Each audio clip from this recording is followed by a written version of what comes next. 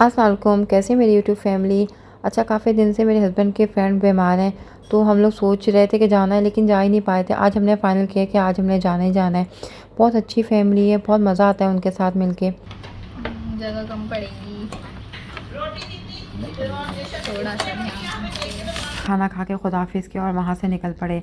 हम लोग जब रास्ते में थे तो ये टेंपल एक था बहुत बड़ा, तो वहाँ से ये लोग निकल रहे थे। इनके कोई हिंदुओं का आज कोई ना इवेंट था, वहाँ से निकल रहे थे अपने भगवान को। इस तरह कोई गाड़ी बनी हुई थी इस तरह की, कितना खूबसूरत लग रहा है। और ना दूसरे टेंपल की तरफ जाए थे सारे आदमी औरतें वगैरह।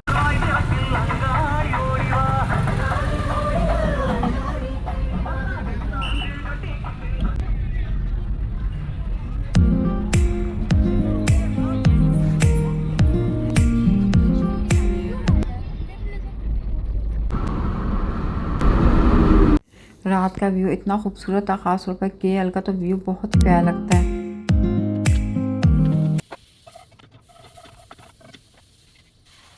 फिर नेक्स्ट डे उठ के बस वही रूटीन डे, ब्रेकफास्ट बनाया सबके लिए, ख़ुद खाया। आज दिल कर रहा था बेसन के पराठे खाने को, तो आमलेट फ्राई, तो उसके साथ मैंने आज बेसन के पराठे बनाए।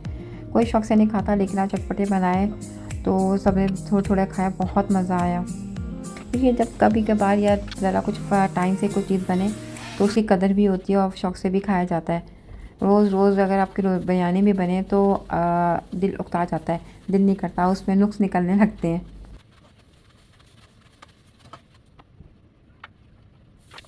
मेरी बेटी अंडा शौक़ से तो बिल्कुल भी नहीं खाती, ज़बरदस्ती खाती है।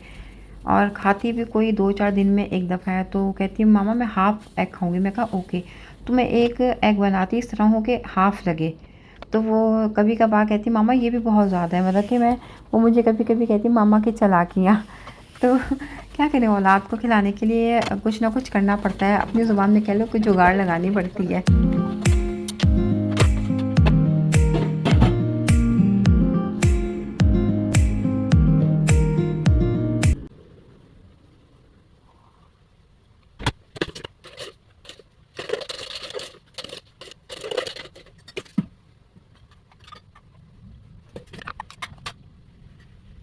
जब सर्दियाँ होती थी तो दिल करता था पाकिस्तान में कि बारिश हो रही है, इस तरह पकौड़े खाए जाते हैं, इस तरह बेसन के पराठे लहसुन की चटनी के साथ बहुत मज़े के लगते हैं, साथ में गरम गरम चाय।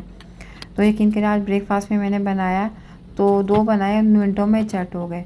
कभी कभार ऐसा होता है कि अगर रूटीन में बनाए तो कभी नहीं खाते कि रेगुलर बनाए, और कभी कभार बनाए तो बहुत मज़े से खाया जाता है।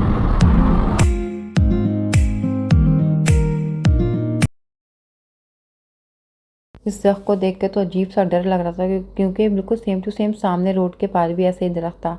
बस हम लोग अब केएल के अंदर पहुंच चुके थे और तकरीबन हाफ़ आवर के अंदर अपने घर में होंगे इंशाल्लाह।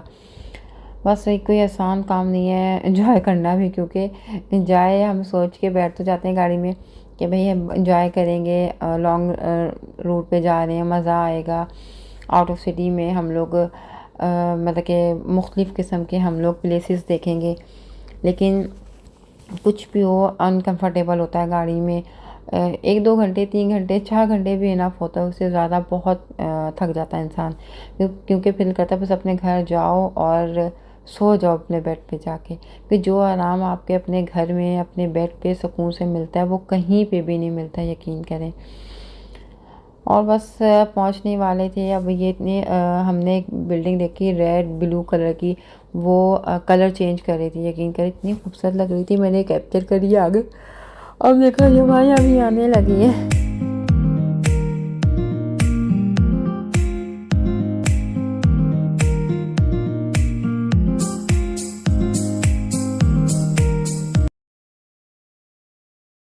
वापसी के सफ़र में बहुत थक चुका है, दिल कर रहा था अब नहीं हम लोग आएंगे आउट ऑफ सिटी के सफ़र में।